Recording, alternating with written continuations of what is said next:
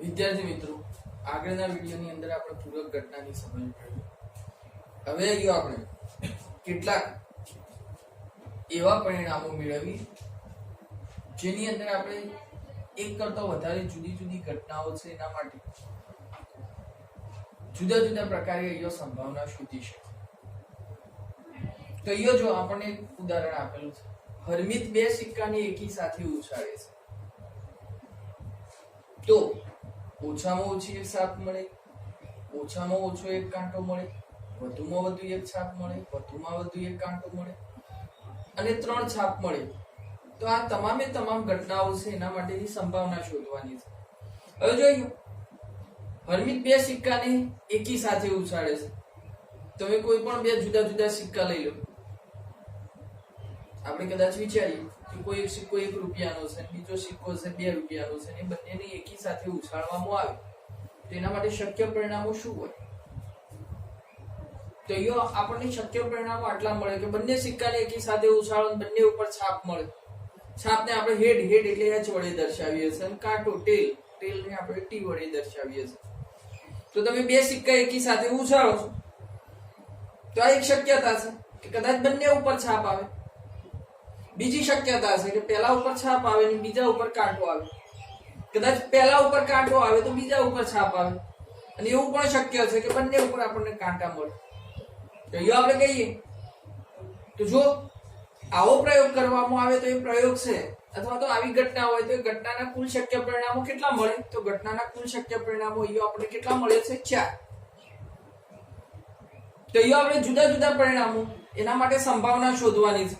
તો અહીંયા આપણે પહેલી ઘટના લઈએ કે ઓછામાં ઓછી એક છાપ મળે. તો ઓછામાં ઓછી એક છાપ મળે એને આપણે ઘટના એ તરીકે દર્શાવીએ છીએ. હવે અહીંયા આપણે સમજવું પડશે, ઓછામાં ઓછી એક એટલે એક અથવા તો એક કરતો વધારે. તો એક અથવા એક કરતો વધારે છાપ મળે એવા પરિણામો કેટલો છે? તો જો અહીંયા આપણા પાસે કુલ શક્ય પરિણામો કેટલો છે? 4. તો 4 માંથી એક છાપ મળતી હોય અથવા એક કરતો વધારે એટલે કે 2 મળતી હોય, 3 મળતી હોય, પણ અહીંયા તો વધારેમાં વધારે 2 જ છે. 2 થી વધારે છાપ નથી મળવાની. તો આનો મતલબ એવો થયો કે ઓછામાં ઓછી એક એટલે એક અથવા એક કરતો વધારે છાપ મળે એવા કેટલા પરિણામો છે? તો એક છાપ મળતી હોય એવા 2 પરિણામો અને એક કરતો વધારે એટલે 2 છાપ મળતી હોય એવું એક પરિણામ. એટલે કુલ કેટલા પરિણામો છે? 3. તો ઘટના એ માટે સાનુકૂળ પરિણામો 3 અને કુલ શક્ય પરિણામો કેટલો છે? 4. તો આની સંભાવના કેટલી થશે? 3/4. ચલો તે જ રીતે ઘટના બી, ઓછામાં ઓછો એક કાંટો મળે. તો ઓછામાં ઓછો એક કાંટો મળે એટલે એક અથવા એક કરતો વધારે કાંટો મળે. અને એક અથવા એક કરતો વધારે કાંટો મળે તો જોઈએ આ બે પરિણામો એવા છે કે જેની અંદર એક કાંટો મળે છે અને આ પરિણામ એવું છે કે જેની અંદર એક કરતો વધારે એટલે કે 2 કાંટા મળે છે. તો અહીંયા પણ ઘટના બી ના સાનુકૂળ પરિણામો કેટલા થાય છે? 1, 2 અને 3. અને કુલ શક્ય પરિણામો કેટલા છે? 4. તો અહીંયા પણ સંભાવના કેટલી થશે? 3/4. ઘટના સી, વધુમાં વધુ એક છાપ મળે. હવે જો અહીંયા ફરીથી અર્થ બદલાય, વધુમાં વધુ એક એટલે એક અથવા તો એક કરતા ઓછી છાપ મળે. તો એક અથવા એક કરતા ઓછી છાપ મળે એવા પરિણામો કેટલા? તો અહીંયા આપણે જોઈએ તો અહીંયા એક છાપ મળે છે, અહીંયા એક છાપ મળે છે એટલે આ બંને પરિણામો આવશે. અને અહીંયા બંને કાંટા મળે છે એટલે છાપની સંખ્યા 0 એટલે એક કરતા ઓછી કહેવાય. જો આ પરિણામ નહીં આવે, અહીંયા 2 છાપ છે એટલે 2 છાપ હોય તો એક અથવા એક કરતા ઓછા કહી શકાય નહીં. તો એક અથવા એક કરતા ઓછી છાપ મળતી હોય એવા પરિણામો કેટલા મળે છે? 1, 2, 3. એટલે કુલ શક્ય પરિણામો 4. તો 3/4. તો અહીંયા પણ આપણને એની સંભાવના કેટલી મળે છે? 3/4 મળે છે. હવે ચોથી ઘટના, ઘટના ડી, વધુમાં વધુ એક કાંટો મળે. તો જેમ આપણે આગળ જોયું, વધુમાં વધુ એક છાપ એનો મતલબ શું થાય? એક અથવા એક કરતા ઓછી છાપ. તો એનો એ જ પ્રમાણે વધુમાં વધુ એક કાંટો એટલે કે એક અથવા એક કરતા ઓછો કાંટો મળે. હવે જોઈએ આપણે 4 પરિણામોની અંદર જોઈ શકીએ છીએ કે એક અથવા એક કરતા ઓછો કાંટો મળતો હોય. જેમ કે 2 છાપ મળે છે તો કાંટાની સંખ્યા 0. ST અને TH બંનેની અંદર એક એક કાંટો મળે છે અને TT એની અંદર 2 કાંટા છે તો એ પરિણામ અંદર લઈ શકાય નહીં. તો એક અથવા એક કરતા ઓછો કાંટો મળતો હોય એવા 3 પરિણામો છે. નીચે કુલ શક્ય પરિણામો કેટલો છે? 4. તો એની સંભાવના પણ કેટલી થશે? 3. ઘટનાઈ 3 છાપ મળે. હવે જોઈ લો આપણે શક્ય પરિણામોની અંદર જોઈએ તો શક્ય પરિણામોની અંદર 3 છાપ મળતી હોય એવું કોઈ પરિણામ નથી. એટલે જો આને આપણે ઘટના ઈ વડે દર્શાવીએ તો P of E બરાબર ઘટના ઈ ના સાનુકૂળ પરિણામોની સંખ્યા ભાગ્યા કુલ પરિણામોની સંખ્યા. પરંતુ 3 છાપ મળે એવું કોઈ પરિણામ શક્ય નથી. અને 3 છાપ મળે એવું કોઈ પરિણામ શક્ય ન હોય તો એનો મતલબ એવો કે ઘટના ઈ ના સાનુકૂળ પરિણામોની સંખ્યા 0 છે. કુલ શક્ય પરિણામો એટલો જ મળશે 4. એટલે કે આની સંભાવના કેટલી થશે? 0/4 બરાબર 0. અને 0 સંભાવના મળે તો આગળના વિડિયોની અંદર આપણે વાત કરી હતી કે આ અશક્ય ઘટના છે. સંભાવના 0 મળે તો એ અશક્ય ઘટના છે. એનો મતલબ એવો કે આ ઘટનાના પરિણામો લઈશું તો એની અંદર કોઈ પણ પરિણામ એવું નહીં મળે કે જેની અંદર 3 છાપ મળશે. એટલે આપેલા પ્રયોગ માટે 3 છાપ મળવી એ અશક્ય ઘટના છે. અને અશક્ય ઘટના છે એટલા માટે એની સંભાવના કેટલી થશે? 0 થશે. ચાલો આપણે આગળ એક બીજું ઉદાહરણ જોઈએ. પૂંઠાની પેટીમાં 100 ખમીસ પૈકી 88 ક્ષતિરહિત છે. બાકીના ખમીસ પૈકી 8 માં નાની ખામીઓ છે અને 4 માં મોટી ખામીઓ છે. વેપારી જીમી ક્ષતિરહિત ખમીસ જ સ્વીકારશે, જ્યારે અન્ય વેપારી સુજાતા એ મોટી ખામી વાળો ખમીસ નકારશે. તો પેટીમાંથી ખમીસ યાદચ્છિક રીતે પસંદ કરવામાં આવે તો જીમીને સ્વીકાર્ય હોય તેની સંભાવના કેટલી? અને બીજા નંબરે સુજાતાને સ્વીકાર્ય હોય તેની સંભાવના કેટલી? હવે જોઈ લો આપણે કુલ અહીંયા કેટલા ખમીસ આપેલા છે? 100 ખમીસ આપેલા છે અને તેની અંદરથી આપણે ખમીસ પસંદ કરવાના છે. એટલે અહીંયા આપણે પસંદ કરવા માટે કુલ શક્ય પરિણામો કેટલો છે? તો 100 ખમીસ આપ્યો છે એટલે આપણો કુલ શક્ય પરિણામો કેટલો થશે? 100. 100 ની અંદરથી પસંદ કરવાના છે. બરાબર? બોક્સની અંદર આપણને 100 ખમીસ આપેલા છે એટલે 100 ખમીસની અંદરથી તમે પસંદગી કરી શકો છો. બહારથી કોઈ બીજું વધારાનું ખમીસ મળવાનું નથી. તો આની અંદરથી બે વેપારી પસંદ કરે છે, એક જીમી અને બીજું સુજાતા. હવે જોઈ લો જીમી માટે એવું કહેવામાં આવ્યું છે બરાબર કે જીમી એક ક્ષતિરહિત ખમીસ સ્વીકારે છે. એટલે નાની ખામી હોય કે મોટી ખામી હોય બરાબર એવું ખમીસ છે જીમી સ્વીકારવાનું નથી. જ્યારે બીજા માટે કીધું છે કે સુજાતા એ મોટી ખામી વાળું ખમીસ છે એ નકારે છે. એટલે કે જો નાની ખામી હશે તો એવું ખમીસ છે એ સુજાતા ચલાવી લે છે, એ પસંદ કરી શકે છે. તો અહીંયા આપણે બે ઘટનાઓ પસંદ કરીએ. પહેલી ઘટના 1 તો પસંદ કરેલ ખમીસ જીમીને સ્વીકાર્ય હોય. તો આપણે આગળ વાત કરીએ એ પ્રમાણે કે જીમીને શું સ્વીકાર્ય છે? તો ક્ષતિરહિત. નાની ખામી હોય કે મોટી ખામી હોય કોઈ પણ ખામી હશે તો એવું ખમીસ છે જીમી પસંદ કરવાનું નથી. તેનો મતલબ એવો કે જેટલો ખામી રહિત છે, જેમાં બિલકુલ પણ ખામી નથી, એવા ખમીસ છે એ જ ફક્ત જીમીને સ્વીકાર્ય છે. તો P of A બરાબર ઘટના એના સાનુકૂળ પરિણામોની સંખ્યા છેદમાં કુલ શક્ય પરિણામોની સંખ્યા. તો આપણે કહીએ ઘટના એ એટલે જીમીને સ્વીકાર્ય હોય એવા ખમીસ, અને જીમીને સ્વીકાર્ય હોય એવા ખમીસ કયા છે? ક્ષતિરહિત હોય એવા. અને ક્ષતિરહિત ખમીસ કેટલા છે? 88. તો ઘટના એના સાનુકૂળ પરિણામો કેટલા મળશે? 88. અને કુલ શક્ય પરિણામો કેટલા છે? 100. તો 88/100 બરાબર કેટલા થશે? આની સંભાવના 0.88. બીજી ઘટના પસંદ કરીએ. પસંદ કરેલ ખમીસ સુજાતાને સ્વીકાર્ય હોય એને આપણે ઘટના બી તરીકે લઈએ છીએ. હવે જોઈ લો સુજાતા મોટી ખામી વાળા ખમીસ નકારે છે. જે ખમીસની અંદર મોટી ખામી હોય એ સુજાતા પસંદ કરશે નહીં. હા, નાની ખામી હશે તો પસંદ કરશે, અને જે ખામી રહિત હોય એ તો પસંદ કરવાના જ છે. તો એ આપણે કહીએ તો ઘટના P of B બરાબર ઘટના B ના સાનુકૂળ પરિણામોની સંખ્યા અને કુલ શક્ય પરિણામોની સંખ્યા. તો સુજાતા કયા ખમીસ પસંદ કરશે? જેની અંદર ખામી નથી એવા 88 તો પસંદ કરશે, પણ એ સિવાય જેની અંદર નાની ખામીઓ છે એને ફક્ત મોટી ખામી વાળા જ ખમીસ નકારવાના છે. એટલે નાની ખામી હશે એવા 8 ખમીસ પણ પસંદ કરે છે. એટલે 88 પ્લસ 8 એટલે કુલ કેટલા ખમીસ પસંદ કરશે? 100 માંથી 96 ખમીસ એવા હશે કે જે સુજાતાને સ્વીકાર્ય હશે. 96 અને કુલ શક્ય પરિણામો 100, તો 96 upon 100 બરાબર એની સંભાવના કેટલી થશે? 0.96.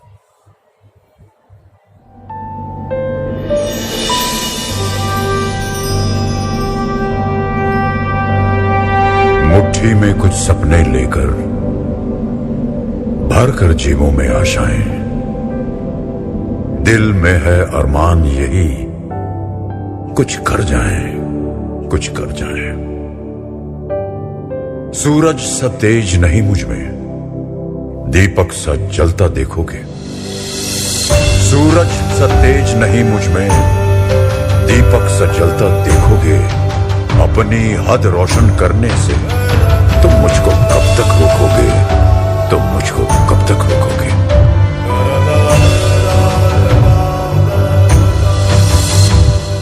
मैं उस माटी का वृक्ष नहीं जिसको नदियों ने सींचा है. मैं उस माटी का वृक्ष नहीं जिसको नदियों ने सींचा है. बंजर माटी में पल कर मैंने मृत्यु से जीवन खींचा है. मैं पत्थर पर लिखी इबारत हूं. मैं पत्थर पर लिखी इबारत हूं. शीशे से कब तक तोड़ोगे? मिटने वाला मैं नाम नहीं. तुम मुझको कब तक रोकोगे? तुम मुझको कब तक रोकोगे?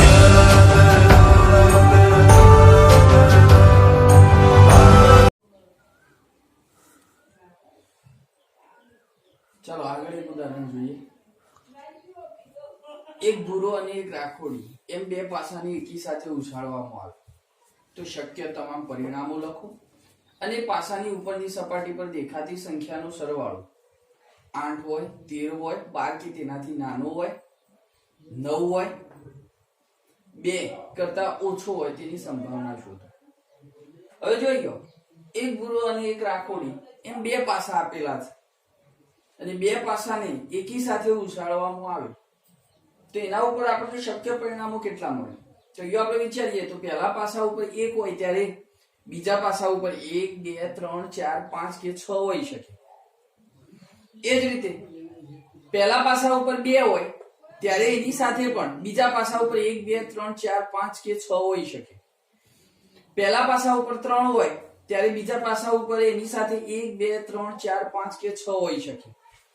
પહેલા પાસા ઉપર 4 હોય ત્યારે બીજા પાસા ઉપર એની સાથે 1, 2, 3, 4, 5 કે 6 હોઈ શકે.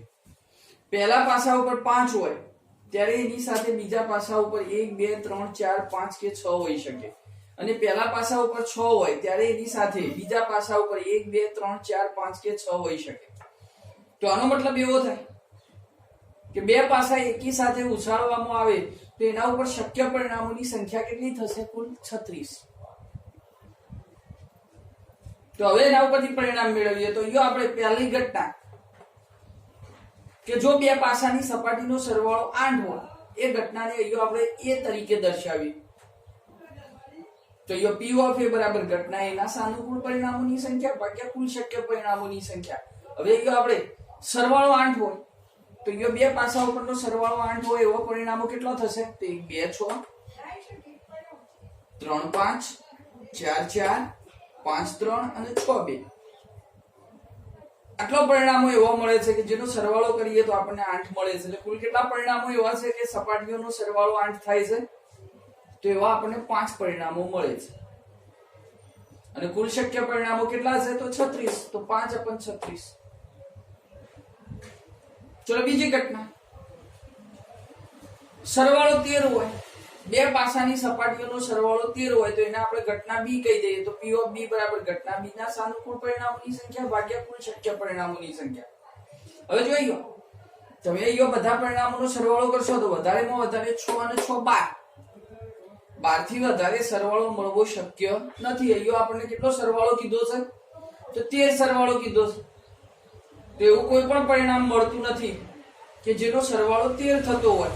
તો એનો મતલબ એવો કે ઘટના b માટેના સાનુકૂળ પરિણામોની સંખ્યા કેટલી છે? 0 અને કુલ પરિણામો 36.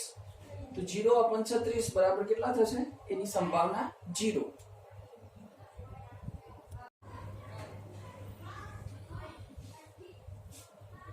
આગળ બે પાસા પરનો સરવાળો 12 કે તેનાથી નાનો હોય તે ઘટનાને અહીંયા આપણે C કહી દઈએ. તો P of C બરાબર ઘટના C ના સાનુકૂળ પરિણામોની સંખ્યા ભાગ્યા કુલ પરિણામોની સંખ્યા. તો અહીંયા આપણે એના માટે કહીએ તો પાસા માટે આપણે જોયું તો પાસા ઉપર બે પાસાની સપાટીનો સરવાળો તો ઓછામાં ઓછો કેટલો મળે છે? 1 ને 1 2 અને વધારેમાં વધારે કેટલો મળે છે? 6 ને 6 12. તો એનો મતલબ એવો થાય કે દરેક પરિણામનો સરવાળો કરશો તો દરેક પરિણામનો સરવાળો એ 12 અથવા 12 કરતા ઓછો મળશે. 12 અથવા 12 કરતા વધારે ન હોય. આપણે આગળની ઘટનાની અંદર જોયું તો એ અશક્ય ઘટના હતી, એની સંભાવના 0 મળતી હતી. તો એ જ રીતે આ ચોક્કસ ઘટના છે. દરેકે દરેક પરિણામ છે, દરેકે દરેક પરિણામ છે એનો સરવાળો છે, એ સરવાળો આપણને 12 અથવા 12 કરતા ઓછો જ મળે. તો એનો મતલબ એવો કે 12 અથવા 12 કરતા ઓછો સરવાળો હોય એવો કુલ શક્ય પરિણામો કેટલો હશે? 36.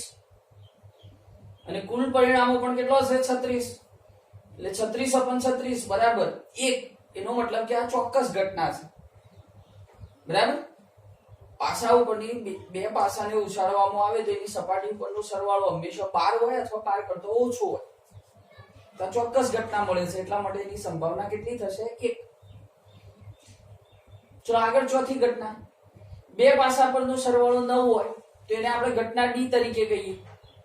તો બે પાસા પરનો સરવાળો 9 હોય એવો આપણને કેટલો પરિણામો મળે છે એને આપણે દર્શાવીએ તો ઘટના D એટલે એની સંભાવના P of D બરાબર ઘટના D ના સાનુકૂળ પરિણામોની સંખ્યા ભાગ્યા કુલ પરિણામોની સંખ્યા. તો સરવાળો 9 મળતો હોય એવો પરિણામો કેટલો છે? 3 6 4 5 5 4 અને 6 3. એટલે કુલ 4 પરિણામો એવા મળે છે કે જેનો સરવાળો 9 થતો હોય. એટલે કુલ પરિણામો 36 એટલે 4/36 ભાગ ચલાવીએ તો આપણને કેટલો મળશે? સાદુરૂપ આપતા 1/9.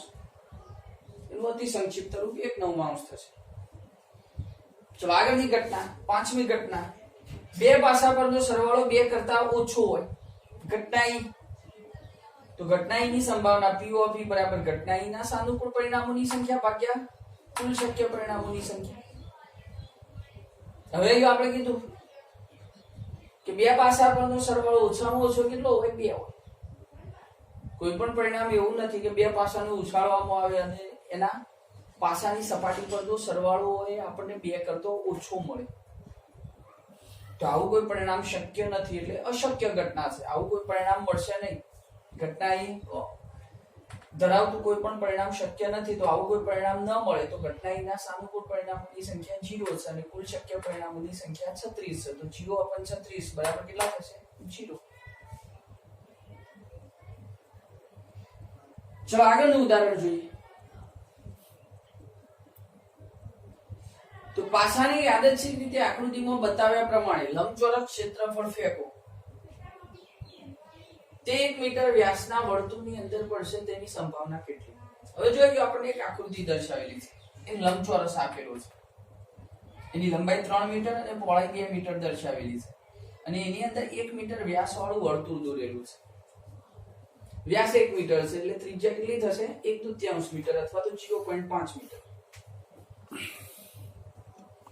તો હવે આપણને એવું કીધું છે કે લંબચોરસ ક્ષેત્ર ઉપર તમે પાસાને ફેંકો છો અને પાસો એ વર્તુળની અંદર પડે.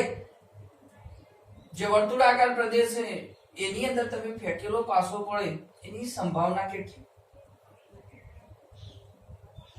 તો એનો મતલબ એવો થાય કે આપેલી આકૃતિનું કુલ ક્ષેત્રફળ કોના જેટલું છે? તો લંબચોરસ જેટલું. લંબચોરસનું ક્ષેત્રફળ બરાબર લંબાઈ ગુણ્યા પહોળાઈ. લંબાઈ 3 અને પહોળાઈ 2 તો 3 × 6 મીટર હોય. એ લંબચોરસનું ક્ષેત્રફળ થાય છે. પાસો પડવાની શક્યતા આપણે કોના અંદર શોધવાની છે? તો વર્તુળ અંદર પાસો પડે એની સંભાવના કેટલી છે? એટલા માટે આપણે વર્તુળનું ક્ષેત્રફળ શોધીએ. તો આપણે કીધું કે વ્યાસ 1 મીટર છે તો ત્રિજ્યા 1/2 મીટર. વર્તુળનું ક્ષેત્રફળ કેટલું થશે? πr². તો પાઈ r નો વર્ગ બરાબર 1/2 નો વર્ગ અને 1/2 નો વર્ગ એટલે 1/4 ગુણ્યા પાઈ એટલે પાઈ 1/4 મીટર વર્ગ થશે. તો હવે જો આપણા માટે ઘટના E લઈએ તો પાસો વર્તુળની અંદર પડશે ઘટના E છે. તો ઘટના E ની સંભાવના P ઓફ E બરાબર પાસો કોની અંદર પડવો જોઈએ? વર્તુળની અંદર. તો વર્તુળનું ક્ષેત્રફળ છેદમાં કુલ ક્ષેત્રફળ કોના જેટલું છે? તો લંબચોરસ જેટલું. તો વર્તુળનું ક્ષેત્રફળ છેદમાં લંબચોરસનું ક્ષેત્રફળ. તો વર્તુળનું ક્ષેત્રફળ કેટલું થાય છે? પાઈ 1/4 મીટર વર્ગ અને લંબચોરસનું ક્ષેત્રફળ 6 મીટર વર્ગ. મીટર વર્ગ દૂર થઈ જશે એટલે અહીંયા પાઈ upon 4 છેદમાં 6. 4 અને 6 બંને છેદમાં છે તો એ બંને વચ્ચે ગુણાકાર થશે. તો 4 ગુણ્યા 6 એટલે 24. તો પાઈ upon 24. એનો મતલબ એવો થાય કે પાસો એ વર્તુળની અંદર પડે એની સંભાવના કેટલી થશે?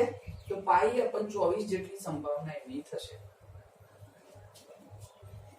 તો આશા રાખું છું વિદ્યાર્થી મિત્રો કે આજના વિડિયો લેક્ચરમાં આપને ખૂબ આનંદ આવ્યો હશે, આપના નોલેજમાં વધારો થયો હશે. જીનિયસ ક્લાસીસ વિસનગરના આવા જ બીજા વિડિયો જોવા માટે લાઈક કરો, શેર કરો, સબસ્ક્રાઇબ કરો. અમારી YouTube ચેનલનું નામ છે જીનિયસ ક્લાસીસ વિસનગર. ફરી મળીશું મિત્રો. આભાર.